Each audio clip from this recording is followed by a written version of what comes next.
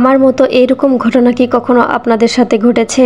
অনেক কাছের প্রিয় মানুষটাকে যখন হারাইছি, সে যখন দুনিয়া থেকে বিদায় নিয়েছে, তার প্রতিটা মুহূর্ত তার সাথে সময় কাটানো এবং সব কিছু আনন্দ উল্লাসেই তার কথা মনে হয়। এমনটাই মনে হয় যে আমরাও তো দুনিয়াতে বেশি দিন বাঁচব না।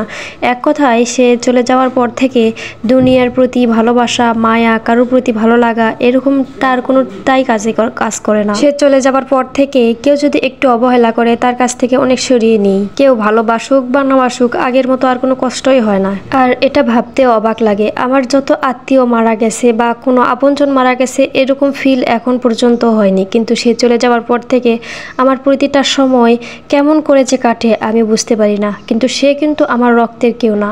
ওর এই অকাল মৃত্যুটা আজ পর্যন্ত আমি মেনে নিতে পারিনি। আমি যখন বাসাতে যাই যখন ওর কথা মনে হয়, এখনও মনে হয় সে বেঁচেই আছে আমাদের মাঝে। যখন বাসাতে যাই তখন ওকে যখন আমি দেখতে না পাই তখন আমার এতটা খারাপ লাগে। এছাড়াও যখন আমি এমনিতেই চুপ করে বসে থাকি বা কোনো কাজ থাকে না, এরকম কিছু চিন্তা ভাবনা করি, তখনই ওর কথা আমার মনে পড়ে। সে কিছুদিন আগেও বেঁচে ছিল এবং আমার সাথে বসে থেকে গল্প করছিল সামনের ভবিষ্যৎটা সে কিভাবে সাজাবে। একের পর এক আমার কাছে বলছিল এরকম করতে চাই জীবনে, এটা করতে চাই, এরকম ওর দরকার, এরকম অনেক গল্প করছিল। সে অনেক বড় হতে চায়, নিজের পায়ে দাঁড়াতে চায়, সেজন্য আমার সাথে কাজও করতেছিল। কিন্তু দেখেন, তার আর নিজের পায়ে দাঁড়াতে হলো না, তার আর দুনিয়ার কোনো ইনকামের প্রয়োজনই পড়লো না। সে আমাদের ছেড়ে সবাইকে ছেড়ে চলে গেল।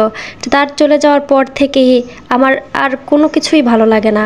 দুনিয়ার সব কিছুই মনে হয় আমার কাছে নাটক। ভালোবাসাও আমার কাছে নাটক, খারাপ থাকাটাও আমার কাছে নাটক। কোনো কিছুর প্রতি অতটা মায়া কাজ করে না। শুধু একটা জিনিসই মনে হয় যে আম্মুও তো চলে যেতে পারি হুট করে।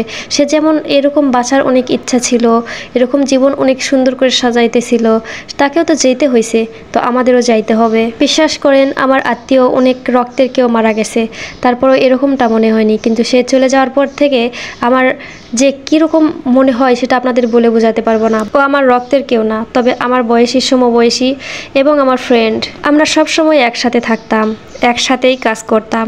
হঠাৎ করে একটা ঝড় এসে উলটপালট হয়ে গেল।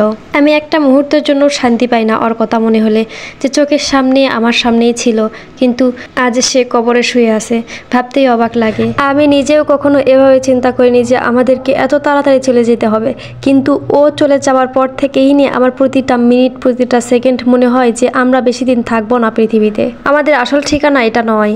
তো যাই হোক, অনেক কথা বলে ফেললাম। আজকে ওর কথা অনেক মনে পড়তেছে, কারণ ওই যে বললাম না, আমি অনেক অসুস্থ, এই কয়দিন কাজ করতে পারতেছি না। আর অসুস্থ হলেই তো মৃত্যুর কথা বেশি মনে হয়। আর এমনিতেই অলরেডি ওর কথা আমার সবসময় মনে হয়, কিন্তু এখন মনে হয় বেশি মনে পড়তেছে ওর কথা। যাই হোক, ওর জন্য সবাই দোয়া করবেন, আল্লাহ যেন ওকে জান্নাত নসিব করে দেয়। আমিও সবসময় ওর জন্য দোয়া করি, আল্লাহ যেন ওকে জান্নাতুল ফেরদাউস দান করে। আর আজকে আমার ভিডিওটা এই পর্যন্তই। সবাই ভালো থাকবেন। আল্লাহ হাফেজ।